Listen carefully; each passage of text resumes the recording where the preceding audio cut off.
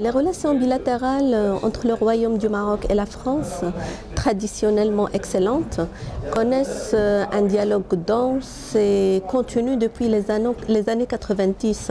D'ailleurs, le roi Mohammed VI, sa première visite d'État, il était en France dans les années 2000. Il était également le premier chef d'État à être reçu par le président François Hollande une semaine après la passation des pouvoirs.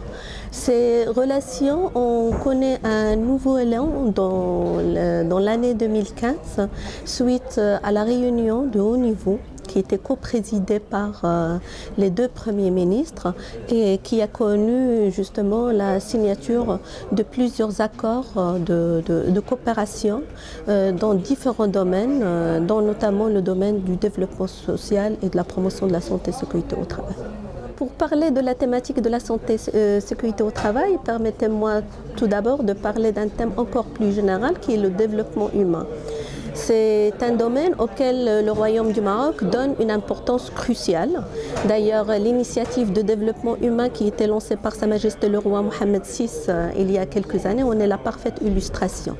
Et si on prend en considération la population active au Maroc, qui est estimée à plus de 11 millions de personnes, donc la promotion de la santé et sécurité au travail devient un élément indissociable du développement humain et de la promotion de la santé publique au Maroc. De ce fait, le Royaume du Maroc a mis en œuvre une politique qui se veut en conformité avec la Convention internationale numéro 187 relative au cadre promotionnel de la santé et sécurité au travail.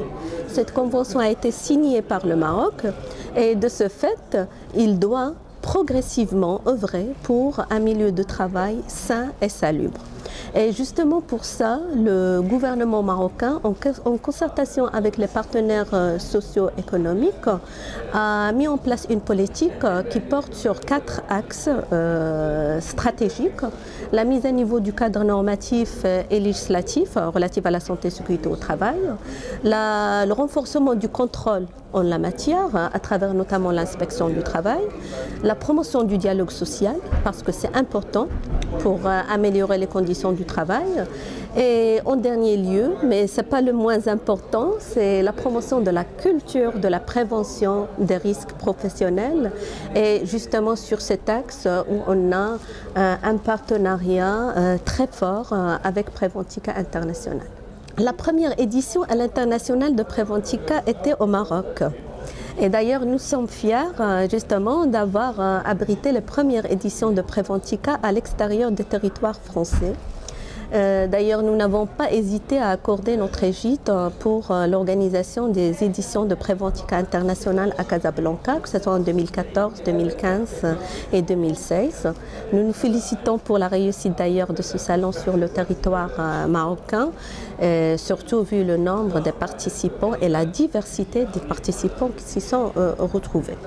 En plus du salon pour lequel nous nous félicitons de sa réussite, nous avons également entamé un partenariat entre Preventica International et le ministère de l'Emploi et des Affaires sociales. Et nous avons travaillé ensemble courant l'année 2016 sur des campagnes d'information et de sensibilisation dans 6 régions du Maroc. Ils ont porté sur le côté législatif, mais également sur tous les risques qui sont liés à plusieurs secteurs d'activité, notamment le BTP et l'hôtellerie. Voilà. C'est un partenariat, c'est vrai, qui est à ses débuts. Et nous sommes conscients qu'il reste encore beaucoup d'actions à réaliser avec Preventica International, notamment dans les domaines de la formation, de la sensibilisation et de la communication sur l'importance de la santé et sécurité au travail. La santé et sécurité au travail, c'est l'affaire de tous. Et donc, on ne peut pas avoir ni santé, ni sécurité s'il n'y a pas l'adhésion volontariste de tous les acteurs à cette noble cause. Quand je dis acteurs, je veux dire pouvoir public, employeurs et travailleurs eux-mêmes.